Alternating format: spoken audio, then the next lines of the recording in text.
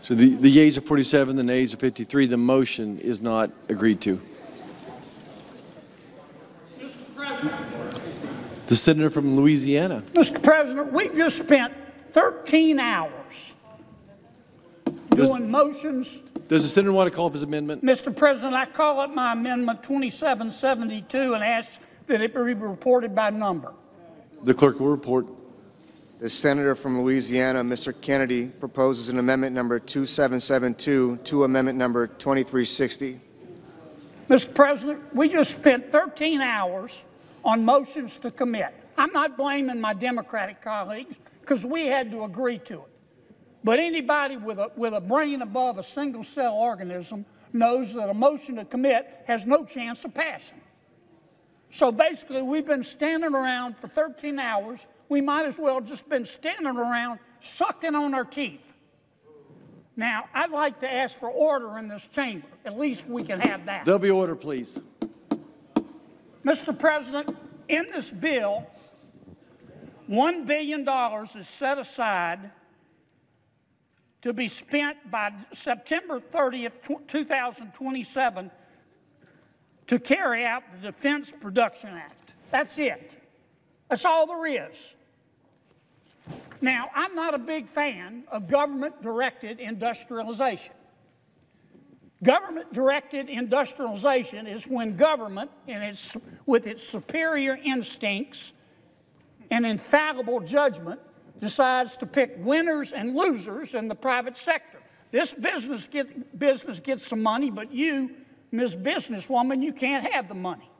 I'm against that for two reasons. Number one, it's immoral. It's unfair to people who don't get the money, the gift from government. And number two, when government does it, when it picks winners and losers. Now, I was against it in the prior administration. And just recently in my committee, subcommittee, we had a hearing where the prior administration handed out $90 billion in the last 76 days of its administration in gifts and loans to entities in the private sector. And I raised fresh hell. And now we're about to do it again. $1 billion. Now and that's all it says, $1 billion to be spent, period. Now, I have been told that the Secretary of Energy and the Secretary of the Interior are going to decide in their unfettered discretion who's going to get this money in the private sector. And they are both two good men.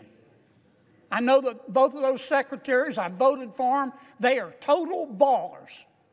I love them to death. But when I'm in Washington, I live by this adage: trust in God, but tie up your camel. Trust in God, but tie up your camel. This bill will say they can give these gifts and grants to whomever they want, but Congress has to approve them. Now, about, an hour ago, I got a call from one of my supporters, Mr. President. And you know what he said to me? He said, Kennedy, for your own good, you need to pull down this amendment. You have to pull down this amendment. Kennedy, for your own good, you have to pull down this amendment.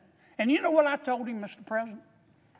I said, Scooter, there are only two things I have to do in this world: be cool and die. And I'm not pulling down this amendment. It wasn't right when it was done in the prior administration. It's not right now that we're in charge. This is Congress's job, and by God, we ought to do it, and I reserve my time.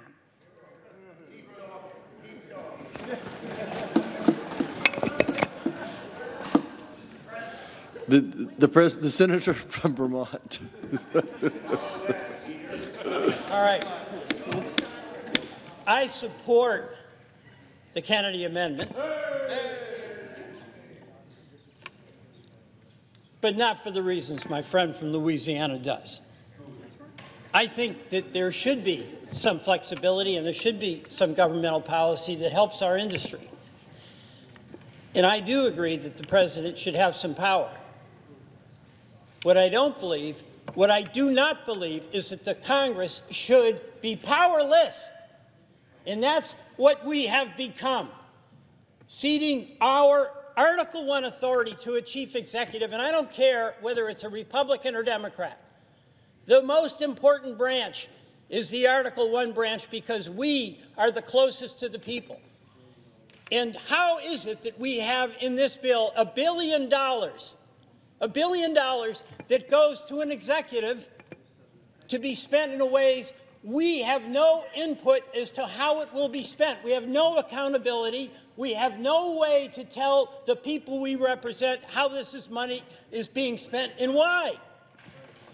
Mr. President, I believe that the biggest threat we have to this democracy is the failure of this Congress to assert its authority and accept its responsibility to make the decisions that the Constitution says is our obligation to do, and that starts with the power of the purse. I support the man from Louisiana in his amendment.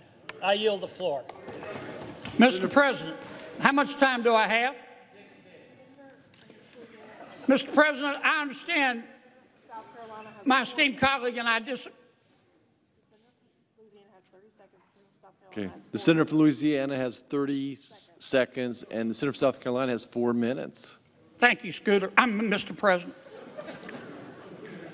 Mr. President, I appreciate my colleague's support. I don't mean any disrespect to anybody. But this town operates on two wrongs, don't make it right, but they do make it even. It's time that Congress have a say in how the money's being spent. And this doesn't say the money can't be spent. It just says Congress gets to approve it. Mr. President, I really like my good friend from the great state of Louisiana. And Scooter's cousin Bubba called me recently. And I got to tell you that there's no doubt in my mind that the importance of the Defense Production Act is undeniable. And specificity is a necessary component for us to have our oversight. And that is why this administration, unlike the last administration, has committed to making sure that we understand how the resources in the DPA will be spent.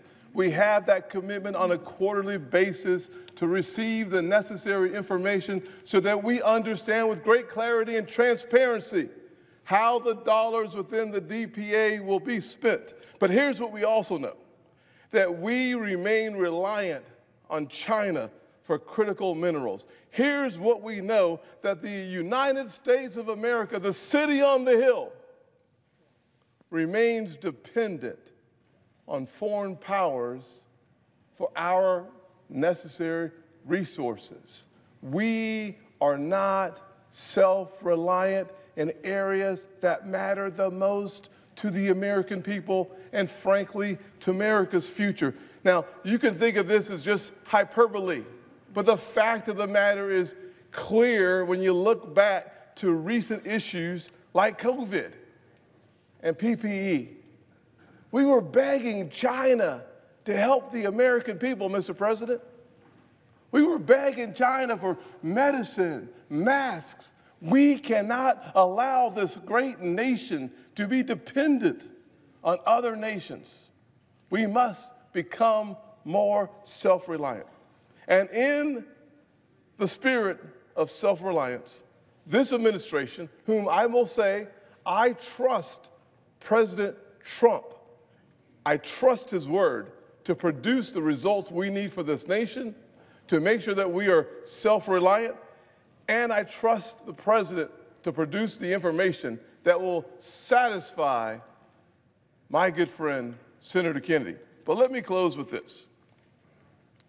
We need the DPA, and we need the funding at the levels requested. We must make sure we always have the resources to produce for ourselves if there's another COVID.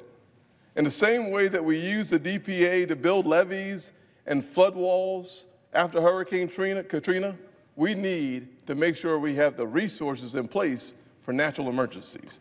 In the same way that the DPA was used to help protect service members who were deployed overseas from IEDs, we need the DPA.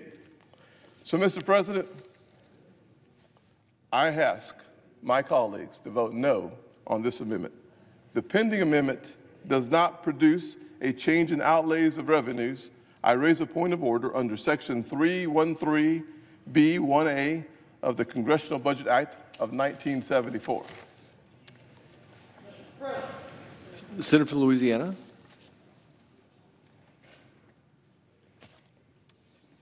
Excuse me, Mr. President. Take your time. Thank you, sir.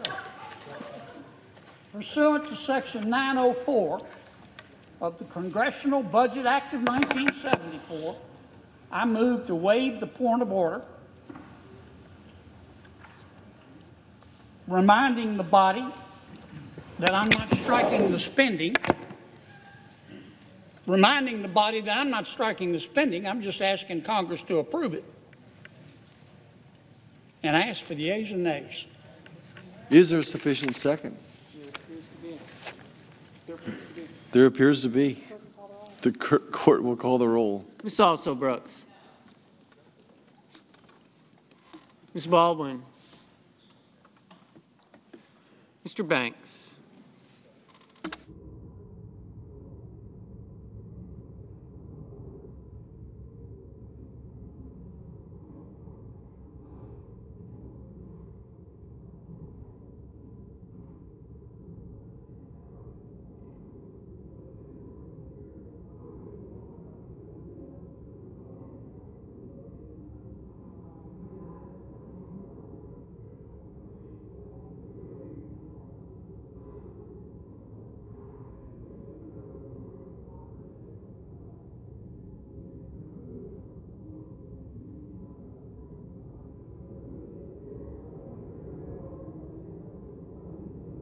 Mr. Barrasso.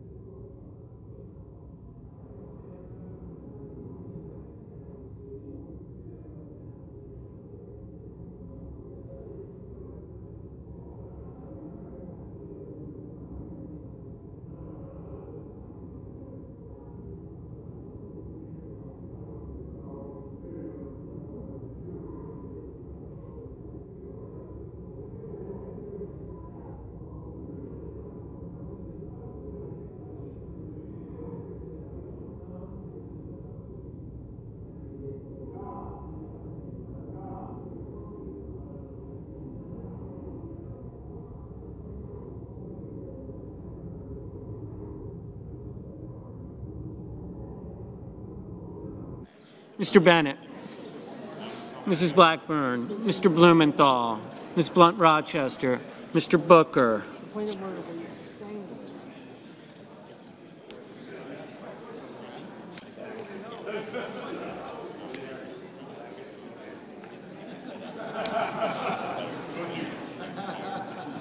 Mr. Bozeman. Mrs. Britt.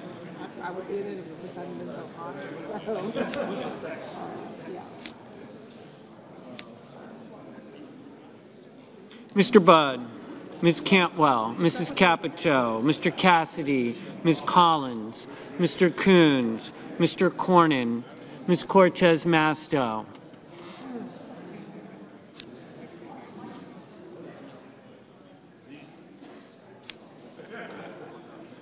Mr. Cotton, Mr. Kramer, Mr. Crapo,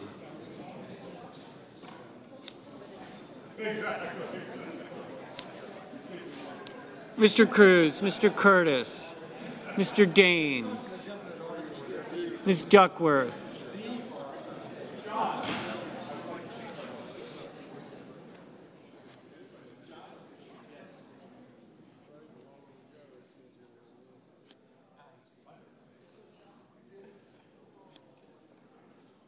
Mr. Durbin,